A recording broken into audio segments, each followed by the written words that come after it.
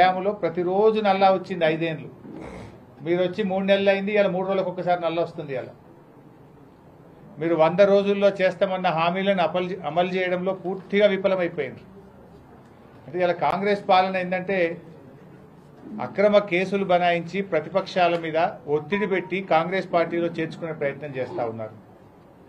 ఎవరైనా పార్టీలో చేరమంటే వాళ్ళను రకరకాల వేధింపులకు గురి చేయడం, కేసులు పెట్టడం ఇవాళ కాంగ్రెస్ పార్టీ నైజంగా మారిపోయింది.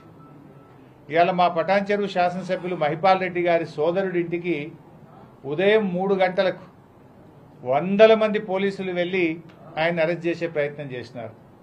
ఆయన ఏమన్నా బందిపోటా, టెర్రరిస్టా, రేపిస్టా? ఎందుకు 3 గంటల రాత్రి పోయి ఆయనను వందలాది మంది పోలీసులు పోయి అరెస్ట్ చేయాల్సిన అవసరం వచ్చింది? అంటే ఇది ఏంది? మీరు భయభ్రాంతులకు గురి చేసే ప్రయత్నం చేయడం. అసలు ఆ కేసు ఏంది? Civil matter. అవసరమైతే దాంట్లో నోటీస్ ఇవ్వాలి. యాక్చువల్గా 41 PRC కింద నోటీస్ ఇవ్వాలి. నోటీస్ ఇవ్వకుండా, ఎఫ్ఐఆర్ కాపీ ఇవ్వకుండా మబ్బుల 3 గంటలకు 100 మంది ఎస్ఐలు, సిఐలు, కానిస్టేబుళ్లు వెళ్ళి ఇవాళ ఆయన అక్రమంగా అర్ధరాత్రి పూట అరెస్ట్ చేయాల్సిన అవసరం ఏమొచ్చింది అని మేము అడుగుతా ఉన్నాం. ఇలా అరెస్ట్ చేసేటప్పుడు కొన్ని విధానాలు ఉంటాయి కదా. నోటీస్ ఇవ్వాలన్నా వద్దా? ఎఫ్ఐఆర్ కాపీ ఇవ్వాలన్నా వద్దా? మబ్బుల 3 గంటలకు మీరు అరెస్ట్ చేస్తారు, 10 దాకా ఎఫ్ఐఆర్ కాపీ ఇయ్యరు అడిగితే. ఇది ఎక్కడి విధానమో అని మేము అడుగుతా ఉన్నాం. నేను పోలీస్ అధికారులను కూడా కోరుతా ఉన్నా, ఏ ప్రభుత్వం కూడా శాశ్వతం కాదు. దయచేసి పద్ధతులు మర్చిపోకండి, మితిమీరి ప్రవర్తించొద్దు అని చెప్పి కూడా నేను పోలీస్ అధికారులను కోరుతా ఉన్నా.